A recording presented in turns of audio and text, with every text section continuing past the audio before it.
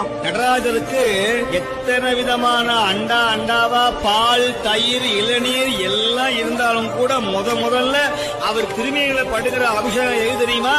இந்த பஸ்பமாகிய திருநீர் தான் முதல் அபிஷேகம். மயான சாம்பல், இறந்தவருடைய பிணச்சாம்பலை எடுத்து நடு நிசியில 1 மணிக்கு மேல அதை கொண்டு வந்து காசியிலையும் உஜ்ஜயினி என்கிற மகாரேஸ்வரருடைய ஆலயத்துல ஒரு பெரிய பொட்டலமா கட்டி சாமி மேல அப்படியே பவுடர் அடிக்கிற மாதிரி கட்டுவாங்க. அப்படி மேல அந்த சாம்பலை வாங்கி பூசினா அவ்வளவு மன கமன்னு இருக்கும். எங்கேயாவது எலும்பும் தோலும் நரம்பும் அப்படி மயான சாம்பல் எங்கேயாவது மணக்குமா?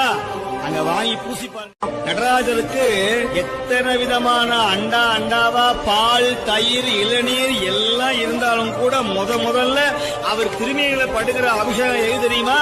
இந்த பஸ்பமாகிய திருநீர் தான் முதல் அபிஷேகம். மயான சாம்பல், இறந்தவருடைய பிணச்சாம்பலை எடுத்து நடு நிசியில 1 மணிக்கு மேல அதை கொண்டு வந்து காசியிலையும் உஜ்ஜயினி என்கிற மகாரேஸ்வரருடைய ஆலயத்துல ஒரு பெரிய பொட்டலமா கட்டி சாமி மேல அப்படியே பவுடர் அடிக்கிற மாதிரி கட்டுவாங்க. அப்படி மேல அந்த சாம்பலை வாங்கி பூசினா அவ்வளவு மன கமன்னு இருக்கும். எங்கேயாவது எலும்பும் தோலும் நரம்பும் அப்படி மயான சாம்பல் எங்கேயாவது மணக்குமா?